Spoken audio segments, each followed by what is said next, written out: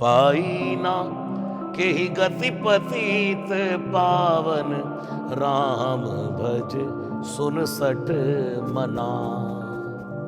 बाल समय रवि भक्ष लियो, तब तीनहु लोक भयो अंधियारो। ताहि सुत्रास भयो जग को, यह संकट काहू सुजात न टारो। हो नहीं जानत है जग में, कभी संकट मोचन नाम त्यारो। लोग इतना हनुमान चालीसा ये पढ़ते हैं तो लास्ट में तुलसीदास जी ने अपना नाम उसमें लिख करके कि जितना होगा आशीर्वाद का एक परसेंटेज तुलसीदास जी को मिल जाएगा। इस बात में कितना तथ्य है, कितनी सच्चाई है या कितनी गलत है ये बात? आज दुनिया में कौन आदमी ऐसा जो अपना नाम नहीं लिखता? सबके फेसबुक पे अपने अकाउंट्स बने, सबके अपने नाम से डले। वो इतने बड़े बड़े ग्रंथ लिख करके चले गए, लास्ट में एक तुलसीदास सदा हरि चेरा, कीजय नाथ हृदय में डेरा। अगर लिख दिया तो इससे ये नहीं कि किसी और का कल्याण नहीं होगा, कि सारा क्रेडिट तुलसीदास जी को चला जाएगा। नहीं, मैं भजन करूंगा तो उसका फल मुझे मिलेगा। हनुमान चालीसा, हनुमान अष्टक और बजरंग बाण में डिफरेंस बेसिक क्या है? मैं कंपेयर नहीं करता। मैं कभी बजरंग बाण का रोज पाठ नहीं करता और मैं 10 बार भी कर लेता हूँ। मैं हनुमाष्टकम का पाठ कभी मेरा पूरा दिन निकल जाता है, एक भी बार नहीं होता, और कभी 4 बार हो जाता है। मेरा हनुमान चालीसा ही चलता रहता है निरंतर, राम नाम ही चलता रहता है। सब कुछ सेम है, शब्दावली बदल गई। तांत्रिक रूप में जब पूजा होती है हनुमान जी की तो पंचमुखी हनुमान जी के रूप में पूजा होती है।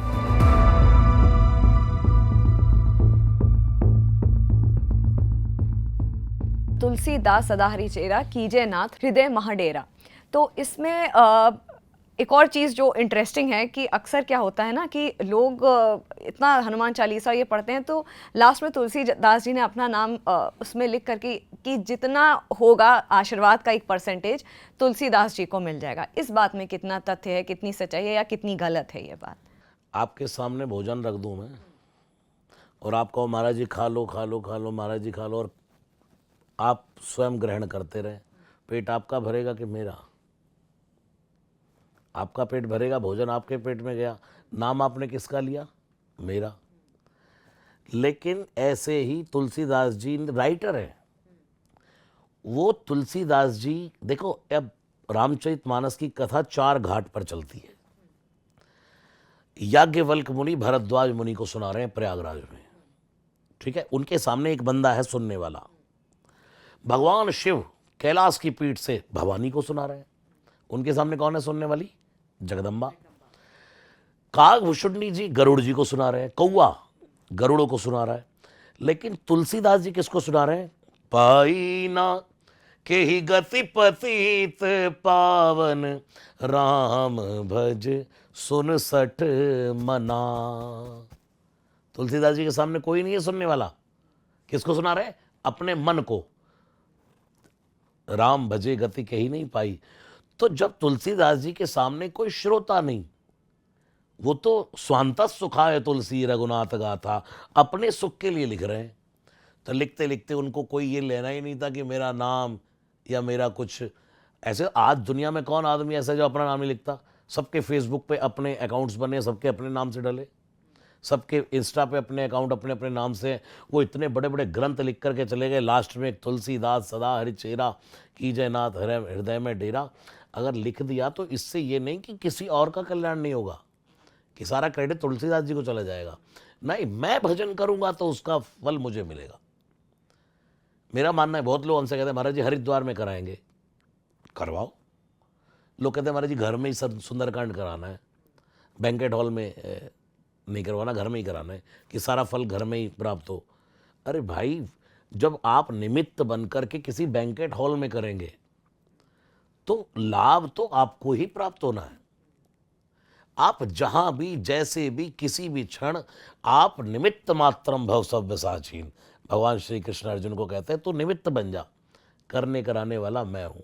हम जहां निमित्त बन करके भगवान का भजन करना शुरू करते हैं, वो वहीं से फल देना प्रारंभ कर देता है। क्योंकि महाराज ये बात इसलिए पूछी मैंने क्योंकि कुछ लोगों ने ये भी बोला कि आप तुलसीदास सदा हरि चेरा की जगह पे आप अपना नाम वहाँ पे जोड़ दीजिए, तो सारा जो भी क्रेडिट है या जो भी फल है वो आपको स्वयं मिलेगा। तुलसीदास जी के नाम पे वो जो फल है, जो क्रेडिट है वो नहीं जाएगा। ये दुनिया की सबसे बड़ी गद्दारी है। कभी भी किसी के नाम के ऊपर अपना नाम नहीं चढ़ाना चाहिए। किसी के आपने जहां से किसी की कोई बात सुनी, अभी आपको मैंने एक दो उदाहरण दिए कि मैंने संतों से सुना, कि पूज्य मुरारी बापू जी से सुना। अगर मैं उनका नाम लूंगा तो ये भगवान की कथा के साथ सत्यता है, उसके साथ इंसाफ है। और आप किसी राइटर का नाम ही काट देंगे, अपना नाम जोड़ लेंगे। अब मेरी वॉइस के ऊपर कोई अपना कंटेंट डालकर आवाज़ मेरी हो और लिपसिंग कोई और करे तो दुनिया पहचान नहीं जाएगी भाई नकली है ये। हाँ, तुलसीदास की जी ने जो ग्रंथ लिखे हैं, जहाँ जिसने जो नाम लिखा उसके नाम को कभी नहीं काटना चाहिए।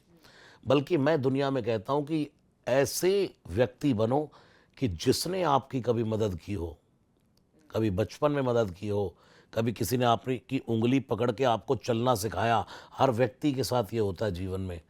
जिंदगी में कितने भी बड़े बन जाना, उसका नाम लेना मत भूलना। ये तो भगवान की चर्चा है। आज यूट्यूब ने भी कर दिया कॉपीराइट सिस्टम कि आप किसी का कंटेंट उठा के डाल नहीं सकते। तो ये इंसाफ है ना, ये बहुत गलत है। अब आप तुलसीदास सदा हरिचेरा की जगह आप रसराज हसदा हरिचेरा, क्यों भाई? अपना लिखो, अपना गाओ। हनुमान चालीसा क्यों गा रहे हो फिर? जब तुम्हें अपना ही नाम लिखना है तो तुलसीदास जी का हनुमान चालीसा मत गाओ, अपना लिखो। सही बात है। यही सेम बात कहत शिवानंद स्वामी मन वांछित फल पाओ, तो इसमें भी यही बात हुई, क्योंकि स्पिरिचुअल कंटेंट को लेकर के बहुत डिस्कशन होता रहता है मेरा, तो उसमें भी यही बात हुई कि शिवानंद स्वामी की जगह पे अपना नाम अगर आदमी लेगा तो वो बहुत फल पाएगा।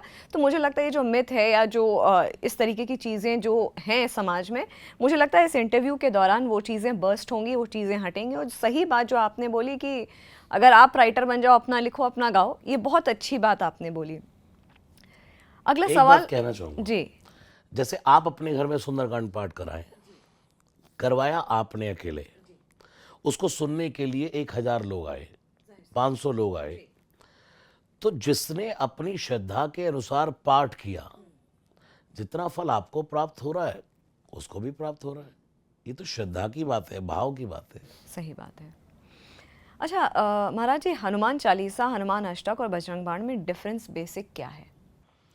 देखिए, बातें तीनों में एक जैसी ही हैं। तुलसीदास जी को और कुछ काम था ही नहीं उस समय, जिसको जीवन का सर्वस्व था राम भजन करना।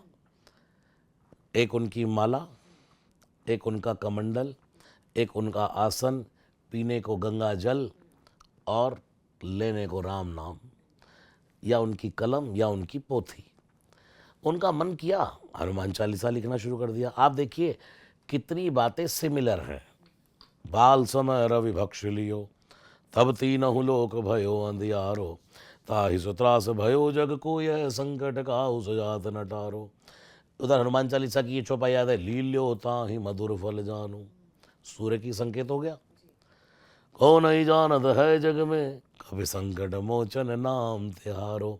संकट कटे मिटे सब पीरा। अभी जब मैंने शुरुआत की आपको, मैं ये बात इसीलिए बोल गया कि मैं कंपेयर नहीं करता। मैं कभी बजरंग बाण का रोज पाठ नहीं करता और मैं 10 बार भी कर लेता हूँ। मैं हनुमाष्टकम का पाठ कभी मेरा पूरा दिन निकल जाता है, एक भी बार नहीं होता, और कभी 4 बार हो जाता है। मेरा हनुमान चालीसा ही चलता रहता है निरंतर, राम नाम ही चलता रहता है। तो मैं यही कहना चाहता हूँ, ऐसे ही बजरंग बाण, जय हनुमंत संत हितकारी। हे हनुमान जी, आप संतों के हितकारी हैं। और वहाँ क्या कहा, साधु संत के तुम रखवारे। जय हनुमंत संत हितकारी, सुन लीजय प्रभु अर्ज हमारी। जन के काज विलंब न कीजय, आतुर दौरी महा सुख दीजय। और वहाँ क्या कहा, सब सुख लहै तुम्हारी सर। सब कुछ सेम है, शब्दावली बदल गई, थोड़ा थोड़ा भजन करने का तरीका बदल गया। हम रोज मंदिर जाते हैं, वही शिव जल चढ़ाता हूँ मैं, वही राम स्तुति गाता हूँ, लेकिन रोज कुछ नया होता है। दिने दिने नवम नवम नमामि नंद संभवम। रोज कुछ ना कुछ नया, सब एक ही है। इसलिए मैं कभी किसी को सजेस्ट नहीं किया मैंने आज तक कि आप बजरंग बाण पढ़ो। कभी नहीं कहा। मैं तो कहता हूँ यार जिसमें तेरी रुचि है ना तो वो कर, वही तेरे लिए बजरंग बाण ना हो जाए तो कह देना। अंदर से कनेक्शन होना चाहिए जो भी आप बस पाठ कर रहे हैं। प्रैक्टिकल रहिए। जी, क्योंकि ये बात भी कहनी बहुत समझनी बहुत ज़रूरी है कि हम लोग बहुत भागदौड़ भरी ज़िंदगी जी रहे हैं। ऐसे में अपना दैनिक कार्य, अपना रूटीन का काम और स्पिरिचुअल लाइफ वो बैलेंस करके चलनी ही पड़ेगी। बिल्कुल। देखिए अब मुझे ऑफिस जाना है या मुझे ड्यूटी जाना है, मेरी जो भी जॉब में जहाँ भी जो काम करता हूँ वो मेरा एक आर्थिक व्यवसाय है जिसके बिना मेरा सांसारिक धर्म नहीं चलेगा। अब मैं आपको कहूँ कि भाई मेरी तरह माला लेकर के आप 24 घंटे जपो भगवान का नाम, मैं इसलिए बहुत छूट देता हूँ। और मैं क्या, हमारे शास्त्रों ने दी है, हमारे वेदों ने दी है। भगवान राम ने शबरी को 9 भक्ति बताई और उसके बाद कह दिया 9 महु एकहु जिनके होई, 9 में से एक भी जिसके पास हो। कितना सरल करते जा रहे हैं। इसलिए मैं कहता हूँ भाई 11 बार करो हनुमान चालीसा, नहीं कर सकते 9 बार करो, नहीं कर सकते 7 बार करो, नहीं कर सकते 5 बार करो, 3 बार करो, 1 बार करो, इतना ही कर लो 4 लाइनें, इतना भी नहीं कर सके इतना ही कर लो, जय जय जय हनुमान गोसाई कृपा करो गुरुदेव की नाई। लेकिन ऐसा भी क्या है यार कि तुम्हारे दुनिया के काम इतने सर्वोपरि हैं कि तुम माँ भगवान के लिए हम थोड़ा सा समय नहीं निकाल सकते। अपने शरीर के लिए आदमी सुबह वॉक जाता है, योगा करने जाता है, पार्क जाता है, ध्यान रखता है मुझे क्या खाना है क्या नहीं, क्या पीना है जो मैं स्वस्थ रहूं। ऐसे ये परमार्थिक कवच जी धारण करके चलो।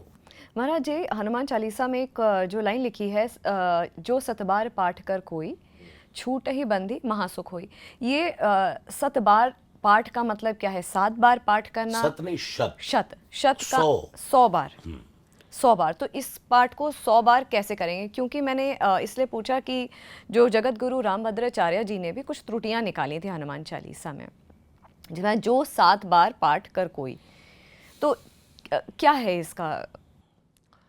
देखिए वो महाराज जी अद्भुत हैं, उनकी अपना विचार मंथन अलग है। तो मैं उस सब में नहीं जाता। मैं तो कभी ये भी नहीं कहता आप शंकर स्वयं हे श्री नंदन कर लो। मैं तो आज भी वही गाता हूँ, शंकर सुवन केसरी नंदन। वही सब चलता आ रहा है जो पुरानी प्रतियों में कहते कि वो पाठ ऐसे था। और आज भी अयोध्या की हनुमानगढ़ी का जो मंदिर है उसमें कई जगह हनुमान चालीसा लिखा है, तो वहाँ भी एक चौपाई ऐसे ही है, शंकर स्वयं। सत का अर्थ एक तो 100 हो गया, एक हो गया सत बोल देता है व्यक्ति। अब मैंने आपको कहा ना 11 बार करो 9 बार करो, चलो एक बार ही करो। सत्य का मतलब सच्चे मन से तो करो, सत्य से करो। यानी कि जब हनुमान चालीसा करो तो हनुमान चालीसा ही करो। जय हनुमान ज्ञान गुण सागर, हे हनुमान जी आप ज्ञान के सागर हैं। जब आप पढ़ाई करते हैं तो आपके माइंड में वर्ड्स भी लिख रहे होते हैं आप, और वो थीम भी चल रही होती है। सुमिरन करके किसी चीज का जब हम गा रहे जय हनुमान ज्ञान गुण सागर जय कपीस, फल तो देगा जो यह पढ़े। लेकिन ये बहुत, अब मैं रोज यज्ञ करता हूँ तो कैसे, श्री गुरु चरण सरोज रय निजमन मुकुर सुधार, भरनौ रघुबर विमल जसु जोदायक फलचार स्वाहा। मुझे लगता है कि यज्ञ से मेरा हनुमान चालीसा सिद्ध हो चुका है। जय हनुमान ज्ञान गुण सागर जय कपीस तिहु लोक उजागर स्वाहा। रोज यज्ञ करते हैं, करत का है जितना करेंगे उतना। ये तो एक भगवान का भजन है, जितना करते जाएंगे उतना ही गहराई है। उतरा सागर में जो उसको मोती मिले। वही मगर महाराज जी, जो 100 बार आपने बोला, तो 100 बार का पाठ कब करना चाहिए? मैं तो कभी नहीं किया। लोग सोचते हैं, मुझसे पूछते हैं आप तो सदा हनुमान जी की शरण में ही रहते हो। मैं कहता हूँ भाई मैं कोई शरण में नहीं रहता, आप लोग मुझसे ज़्यादा करते हो। लेकिन मैं बहुत, आपको बताऊं, मैं बड़ा सरल तरल हूँ। सरल तरल का मतलब कि दुनिया को बंधनों से मुक्त करने वाला, कि भाई बंधन में बॉन्ड होकर के कुछ मत करो। अब आप एक बात, 100 बार कोई हनुमान चालीसा अगर करे तो कम से कम उसको कितना टाइम चाहिए? एक हनुमान चालीसा के लिए अगर वो आराम से करे तो 4 मिनट मान लीजिए, जल्दी करे 3 मिनट, 4 मिनट कम से कम लगेंगे। तो कितना हो गया, काउंटिंग कर लो। अब आदमी 100 के चक्कर में लगा है, उसमें ना भाव रहा, उसमें ना कुछ, बस पूरा ही करना है, पूरा ही करना है। इससे बढ़िया भाई एक ही बार कर लेना यार, आराम आराम से कर ले, प्रेम से कर ले, हनुमान जी सुन लेंगे भाई। इन भ्रांतियों से बाहर आओ। महाराज जी, हनुमान जी का बहुत तगड़ा कनेक्शन इस वक्त न केवल भारत में लेकिन विदेशों में भी हनुमान जी से लोग बहुत कनेक्ट करते हैं।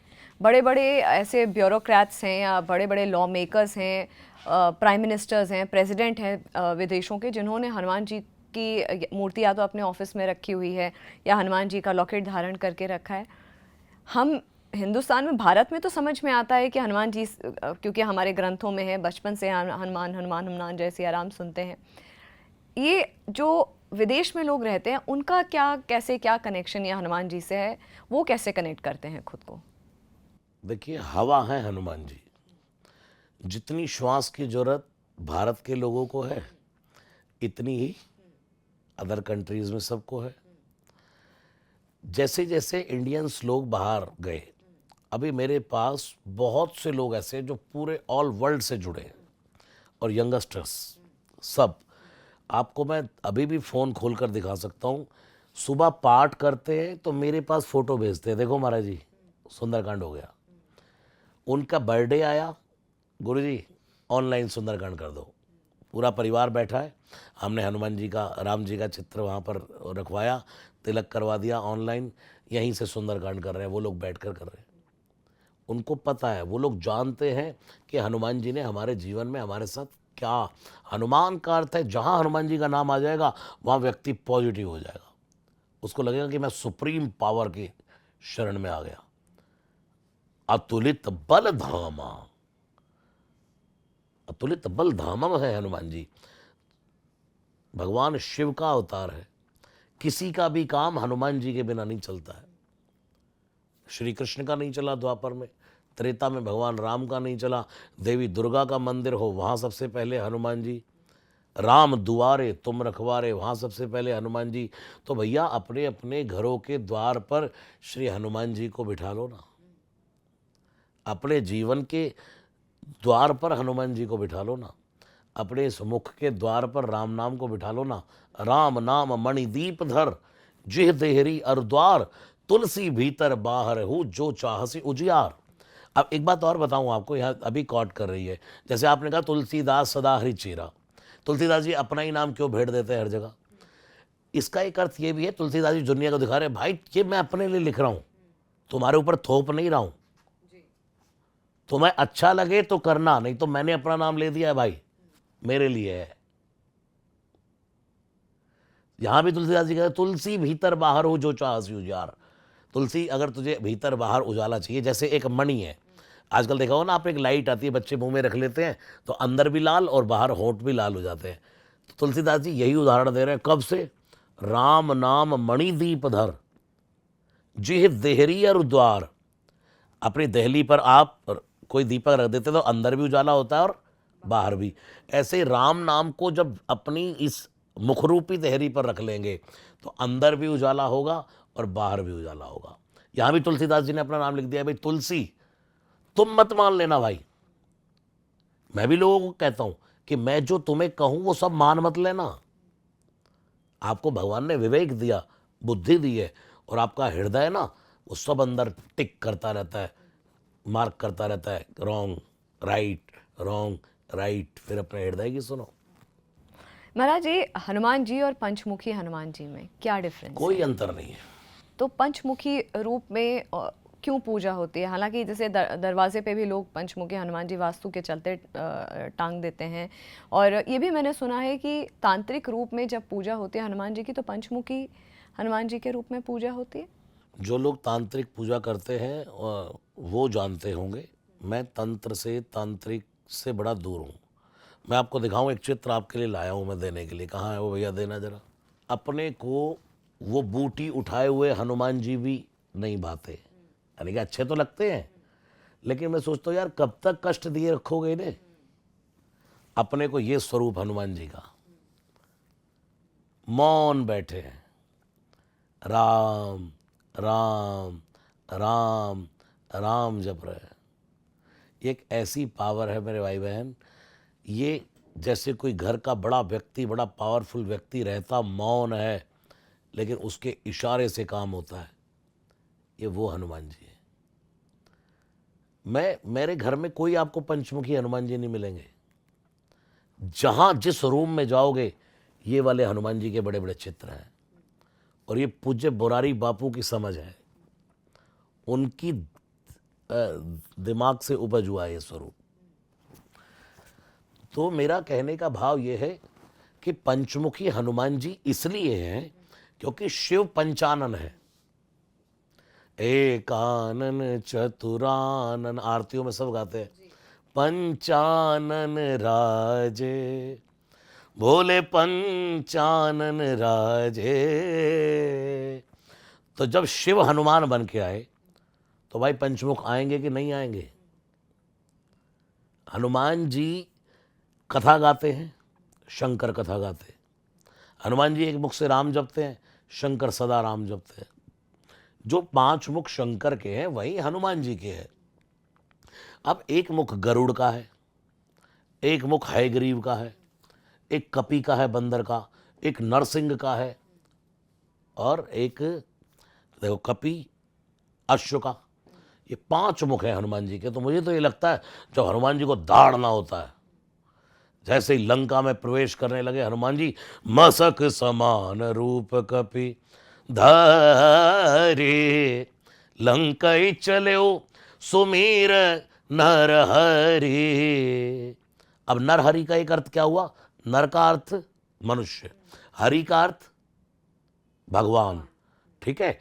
और वहां कौन सा मुख है हनुमान जी का? नरसिंह। नरसिंह, लंका के द्वार पर नरसिंह भगवान थे। तो यहां हनुमान जी ने नरसिंह ना कह करके नरहरि, नरसिंह भगवान को प्रणाम किया। शेर की तरह दाढ़े हनुमान जी जब जामवंत ने शक्ति को याद दिलाया, तो उस हर व्यक्ति के पास ये मुख होने चाहिए। किस समय कौन से मुख से कब बात कहनी है, ये हनुमान जी के पंचमुख हैं। बहुत किस सुंदर समय बात है। कौन सी बात कहनी है। आदमी, मैं कहता हूं भाई, युवानों का शरीर गर्म होना चाहिए, अश्व की तरह दिमाग ठंडा होना चाहिए। लेकिन युवानों के शरीर ठंडे पड़े हैं, दिमाग गर्म पड़े हैं। हाँ, हनुमान जी से ये सीखो। हनुमान जी का एक मुख है गरुड़ का। गरुड़ की गति, अपने आप में गरुड़ की गति सर्वोपरि होती है, लेकिन गरुड़ की गति लचा जाती है जब मेरे हनुमान जी वेग मनोजवम मारुतुल्य वेगम जितेंद्रियम बुद्धिमता, मन की गति से चलते हैं हनुमान जी। और गरुड़, गरुड़ भी मन की गति से चलता है, लेकिन मन की गति भी लचा जाती है जब हनुमान जी गति के आगे। गरुड़, युवानों को उनकी चाल में भी वेग होना चाहिए।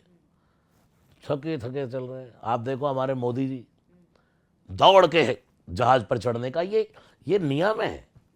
जो बाइडेन जरा सा ढीले पड़ गए, जरा सा पैर लुढ़क गया, खबरें छप गई अखबार में, आपके उसमें भी छपी होंगी, दैनिक जागरण में भी। तो पीएम बुढ़ा मान लिया जाएगा कब? जब वो दौड़ कर नहीं चढ़ेगा। ऐसे चाल में गरुड़ का वेग होना चाहिए, ठीक है। नरसिंह, बंदर, बंदर जैसा चंचल कौन है दुनिया में? बंदर, दुनिया हनुमान जी की पूजा करती है, अगर बंदर तुम्हारे सामने जाए भाग जाओगे तुम। लेकिन बंदर से क्या सीखना है हमें? बंदर से ये सीखना है, हनुमान जी कहते हैं कपि चंचल सब ही विधिहीना। हमेशा बालक जैसे रहिए, मुस्कुराते हुए रहिए, मजाक के मूड में रहिए। अब ये नहीं भाई कोई लाश पड़ी और आप मुस्कुरा रहे हैं, लेकिन ऑलवेज प्रसन्नम, भगवान महादेव की दात है हनुमान जी पर। प्रसन्नाननम नीलकंठम दयालम। हमारा कौन सा परमात्मा ऐसा है जो नहीं मुस्कुराता? अंग्रेज भारत में आए, देखने लगे सबको कौन से भगवान की पूजा करें। जैसे ही श्री कृष्ण को देखा, हो मुस्कुराहट तो देखो यार, क्या हंसी है। अधरम मधुरम वदनम मधुरम, होंठ देखो, हा, बोलना देखो मधुरम। और फ्लैट हो गए श्री कृष्ण पर। हमारे भगवान शिव कौन है? प्रसन्नाननम नीलकंठम दयालम। मुस्कुराता हुआ व्यक्ति होना चाहिए। आज तक हनुमान जी बड़े नहीं बने, बताओ आप। आज भी आपके घर में सुंदरकांड अगर मैं करने आ जाऊं तो आरती में यही गाऊंगा, आरती की जय हनुमान लला की। कोई कहता है आरती की जय हनुमान बड़ा की, वो कहते हैं भाई बच्चे बन के रहने में फायदा है, किसी से मिलो तो मुस्कुराते हुए, लेकिन जिस सीट पर बैठे हो, जब अपनी ड्यूटी करने के लिए बैठे हो, तो उस समय आपका परफॉर्म मैच्योर होना चाहिए। महाराज जी, कलयुग में 7 चिरंजीवी हैं, जिनमें से हनुमान जी एक हैं, जागृत स्वरूप में हैं। उनसे कनेक्ट करना ये माना जाता है बहुत आसान है, उनसे संपर्क साधना बहुत आसान है, क्योंकि चिरंजीवी, मुझे एक और बात बहुत किसी ने बहुत इंटरेस्टिंग बताई थी कि चिरंजीवी हमेशा एक वरदान नहीं होता, अभिशाप भी होता है, जैसे अश्वत्थामा के केस में। मगर वो जागृत स्वरूप है हनुमान जी का, और हनुमान जी के जागृत स्वरूप से युवा कनेक्ट कर रहे हैं, करना चाहते हैं। आप इस चीज़ में कितनी सत्यता मानते हैं? देखिए, अश्वत्थामा बलिर्व्यासो हनुमांश्च विभीषणः कृपा परशुरामश्च सप्तैत चिरजीविना, 7 लोग ये जीवित है। फर्क इतना है कि अश्वत्थामा ने अपने अमर होने का, चिरंजीवी होने का गलत फायदा उठाया। उसने द्रौपदी के 5 पुत्रों को मार दिया, एक ही प्रहार में 5 द्रौपदी के पुत्रों का सिर उड़ा लाया। जब जब कोई अपनी सत्ता का दुरुपयोग करता है तो अस्तित्व ही छीन लेता है। आपको भगवान किसी बहुत ऊंची गद्दी पर बिठा दे, बहुत अच्छा स्टेटस दे दे, दुनिया में आपकी जय जयकार होने लगे, आपको समाज में अच्छा पैसा कमाने लगो, बढ़िया आपका स्टेटस बन जाए, और आप अपना स्टेटस का दुरुपयोग करें तो छीनने में टाइम नहीं लगता। होलिका को वरदान मिला था क्या, कि तू अग्नि में नहीं जलेगी, और वो प्रहलाद को लेकर के बैठी। प्रहलाद को तो वरदान नहीं था, कौन जल गया? होलिका जल गई। भगवान ने कहा छीन लिया जा। दिया किसने? मैंने। छीन लिया। अश्वत्थामा की मणि निकाल ली, देश निकाला दे दिया। उसने दुरुपयोग किया, और मेरे हनुमान जी ने चिरंजीवी होने का सदुपयोग किया, आज तक कर रहे हैं। इसलिए हम अपने पास जो वस्तु है, अपने ज्ञान का सदुपयोग कैसे कर रहे हैं। भगवान ने हमें कर्म इंद्रियां सब कुछ दे करके भेजा है, 5 कर्मेंद्रियां, 5 ज्ञानेंद्रियां, मन बुद्धि चित्त अहंकार। इन कर्मेंद्रियों को, ज्ञानेंद्रियों को कोई भोग में लगा रहा है, भोग वासना में लिप्त है, उसको कुछ सूझता ही नहीं है, भोग ही भोग दिखाई दे रहा है दुनिया में। कोई व्यक्ति ऐसा है जिसको योग ही योग दिखाई दे रहा है। अपनी अपने देखने का नजरिया है, कब कौन सी इंद्री किस समय किस पर भारी है, उसका उसका वैसा ही दर्शन प्रारंभ हो जाता है। सुमति कुमति सबके उर रही, नाथ पुराण निगम असकही। सुमति और कुमति हर व्यक्ति के पास रहती है, यानी कि दुर्बुद्धि भी और कुबुद्धि भी, सुबुद्धि भी। जिस समय, अब इस समय हम सात्विकता की बातें कर रहे हैं, तो हमारे ऊपर सुमति का जोर है, और अभी कोई बात हो जाए तो कुमति हावी हो जाए। अच्छा, हम हमें समझते क्या हो, एटम बम है क्या हम? ये है। महाराज जी, ये इंटरव्यू ख़त्म करूं उससे पहले एक सवाल आपसे करना चाहूँगी। आपने ये हाथ में ये जो पहना है, आई थिंक ये जाप का माला है। इससे, क्योंकि ये बहुत डिफरेंट है, क्योंकि अक्सर रुद्राक्ष की माला होती है या कमलगट्टे की माला होती है, स्फटिक की माला होती है, तमाम तरह के अलग अलग जिनकी अहमियत होती हैं। इस माले की क्या अहमियत है, और इस पे आप कैसे जाप करते हैं? सच बताऊं आपको, मुझे ये पता ही नहीं कि ये माला किसकी है। कमलगट्टे की होगी, लोग भी कहते हैं कमलगट्टे पहने, मैं हाँ। कोई कहता है लकड़ी की है, मैं कहता हूँ हाँ, तुम्हें लकड़ी की लग रही है, ठीक है, कमलगट्टे की लग रही है, ठीक है। मैं तो इसलिए पहनता हूँ कि ब्लैक से ब्लैक मैच हो जाता है, ठीक है। दूसरा, भगवान के भजन का हमें कार्य प्रारंभ करना है। जो भी मेरा गुरु मंत्र है वो इस पर निरंतर चलता रहता है। संतों ने जो गुरु मंत्र के विधान बनाए, जैसे मेरे पास एक माला ये रहती है, इस माला को मुझे करना है तो इसको छुपा कर करने का विधान है, ठीक है। एक 108 की माला होती है, उसको छुपा के करने का विधान है। यह है बैरखा, जो भगवान महादेव के हाथ में आपने किसी चित्रों में देखा होगा। इसको दिखाकर भी जाप करने का विधान है। भगवान शिव क्या करते हैं, राम राम राम राम, ऐसे ऐसे हाथ रखा होता है शिव का, निरंतर चल रही है राम। ऋषि मुनियों को भी देखा होगा ऐसे बैठे हाथ रख करके, यानी आराम की मुद्रा में, राम राम राम राम। इसको हम दिखा करके जाप कर सकते हैं, इसलिए ये एक हमें एडवांस में हम लोग रखते हैं। आपने बहुत हमारे संत हैं पूज्य राजेंद्र दास जी, बाबा जी मलूक पीठाधीश्वर पूज्य महाराज श्री, उनके हाथ में इतनी बड़ी लटकी रहती है, यही इतने ही मणकों की। संतों के पास अपनी अपनी माला है। मैं पूज्य मुरारी बापू जी के पास तलगा जरडा उनके गांव में बैठा था, तो मैंने उनको ये पकड़ा दी, ऐसे बैठा था, ऐसे पकड़ा दी, बापू ने इस पर जाप करके मुझे पकड़ा दी। हमारा जनरेटर स्टार्ट होना चाहिए, वो लोहे की हत्ती से हो रहा है कि लकड़ी की हत्ती से हो रहा है, आपको तो अपने गंतव्य पे पहुंचना है। चाहे डिज़ायर में आए हो, चाहे BMW में आए हो, चाहे MG हेक्टर में आए हो, कौन सी गाड़ी से आए हो, इसका महत्व। बहुत सुंदर। और मुझे बहुत अच्छा लगा महाराज जी, आपने मेरे सारे सवालों का जवाब दिया। हालांकि ये थोड़ा सा पर्सनल सवाल था जो मैंने आपसे कैमरे पे कर लिया, लेकिन बहुत बहुत धन्यवाद, आपने अपना आप समय भी रखा निकाला। करो। क्योंकि आपने कैमरे के सामने बोले, तो मैं आपसे रिक्वेस्ट करूंगी कि आप मुझे ऐसा माला अगर दे देंगे तो मैं भी उस माले को ग्रहण कर लूंगी। बिल्कुल, आपको भी जब समय मिले अपने, मैं ये नहीं कहूँगा कि आपको ऑफिस का वर्क है, करते रहिए करते रहिए, आप अपने ऑफिस के वर्क को पहले करिए, लेकिन जब आपको लगे कि मुझे अब कुछ नहीं करना, थोड़ी देर में फ्री हूँ, उस समय निकाल करके जो आपका गुरु मंत्र हो वो जप करके देखना, और आपके जीवन का और पावर ना आपको प्राप्त हो तो कहना।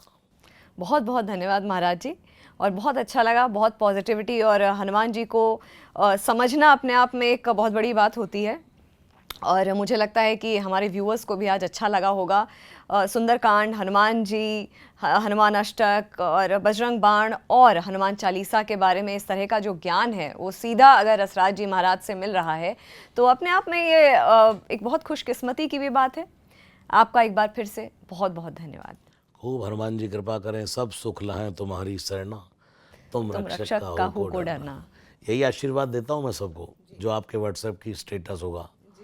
तो सबको प्रणाम, खुश रहिए, खूब हनुमान जी कृपा करें। जय सिया राम। जय सिया राम। और फिलहाल आज जागरण मंथन में इतना ही, मुझे दीजिए इजाज़त। नमस्कार।